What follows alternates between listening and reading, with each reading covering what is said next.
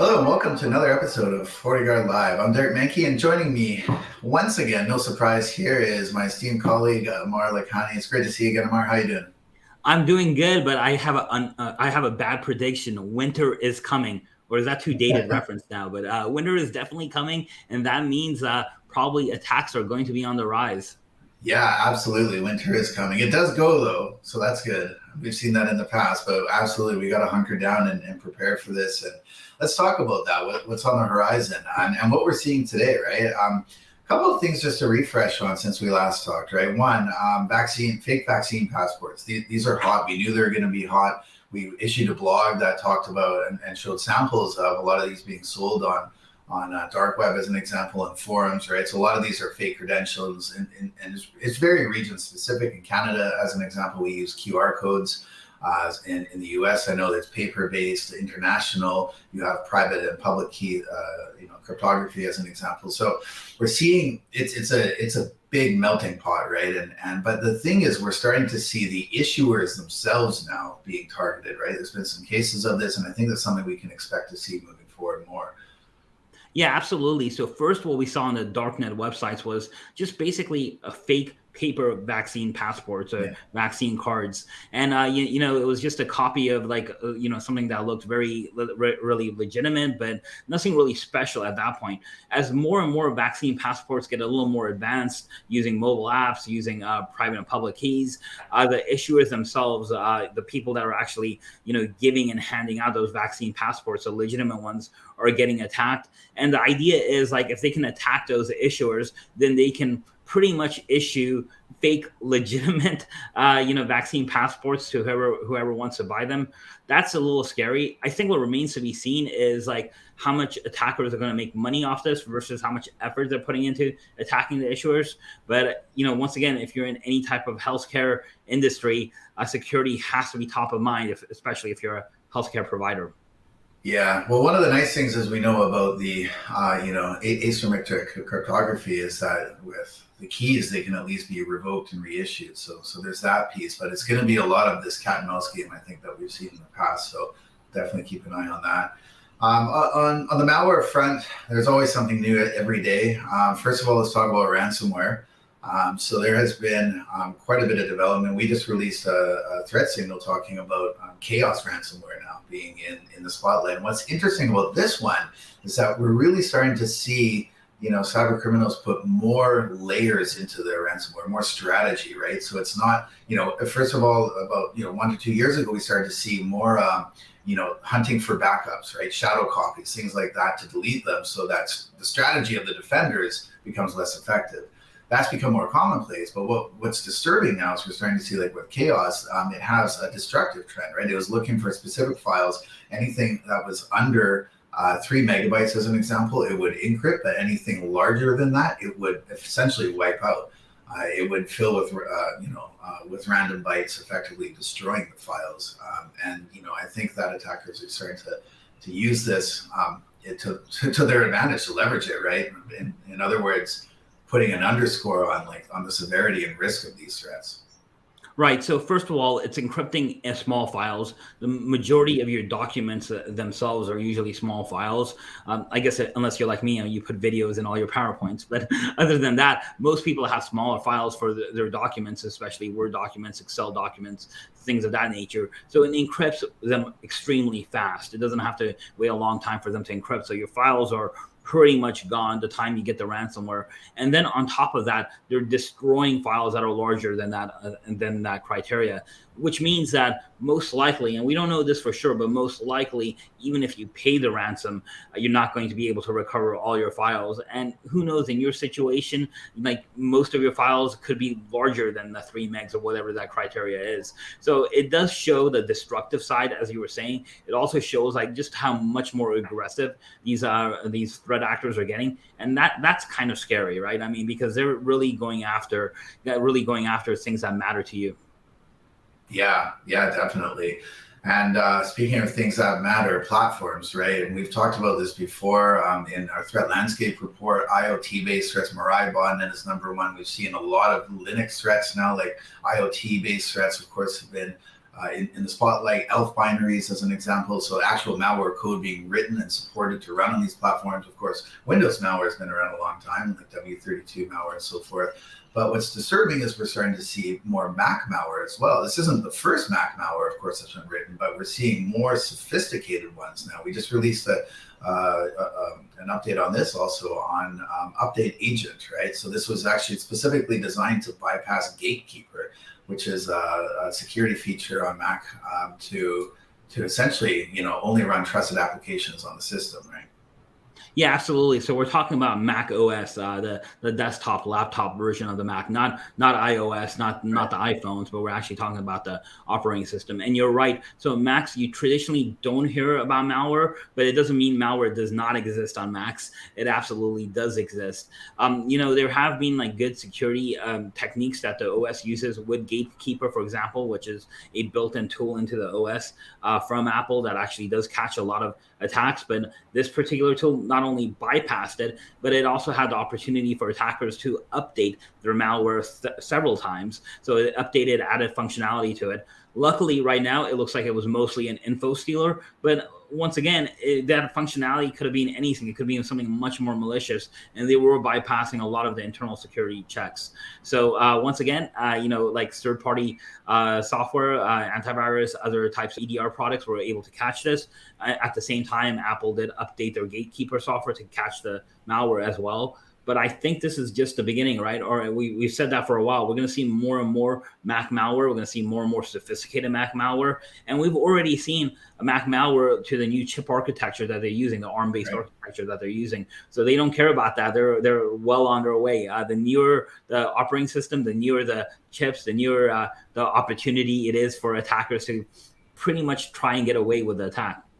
Yeah, it's a great point on the architecture. Also a great point on the solutions, though, right? The good news about this is that we can actually scan through and detect. We can understand that file format and code with FortiGuardLIVE and our AV product as an example, whether that's on EDR through the gateway.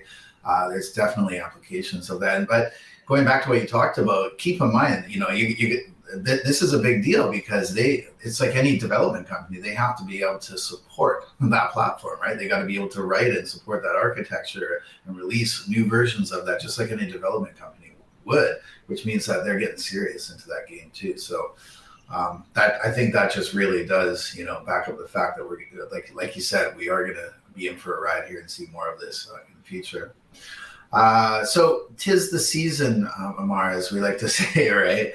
And speaking of winter is coming, online shopping follows with that, of course, right? And we've seen, we've released 2 blogs on this, right? So the first part of our blog highlighted some very interesting things we're seeing out there. First thing was a fake gift card generator. So anytime you have online shopping and the holiday season coming up, you have a lot of transactions taking place. Some of those transactions, of course, and what do people like to give for gifts? Gift cards, right?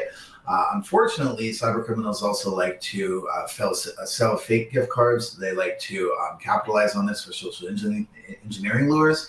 And we saw this, right? We saw a fake gift card generator that was being distributed. Of course, it's an executable. So it's one of those, if it's too good to be true, it is, right? Because when you run this, it's actually infecting your system. And what was interesting with this piece of malware was that it was actually targeting crypto wallet addresses, right? Which is very clever. So any cryptocurrency transaction, you are having to usually take your wallet address. So if you want to send money, you want to get the wallet address of the recipient, and you have to put it into the transaction. And this is a large address, right? Yeah, you can write it down on a piece of paper, but these are over 40 characters in length. People generally aren't going to do that, even if it's a cold storage wallet, like something that plugs into a USB to your computer. For your own wallet address, as an example, if you're receiving funds, you're likely going to be going into that and copying that address and pasting it. And this is what they were banking on in this piece, in this infection, a piece of malware. So they were actually intercepting. It's an API hook, right? They're intercepting the call to copy and paste what people do as part of their workflow, and just simply replace the wallet address with the attackers, right? So it's a payment diversion thing. And of course, they're trying to hope that the victim didn't see that swap take place, right? Yeah, so it's not the first time we've seen a similar attack where attackers have tried to replace a wallet address on where you're sending money to. That's a very common type of attack.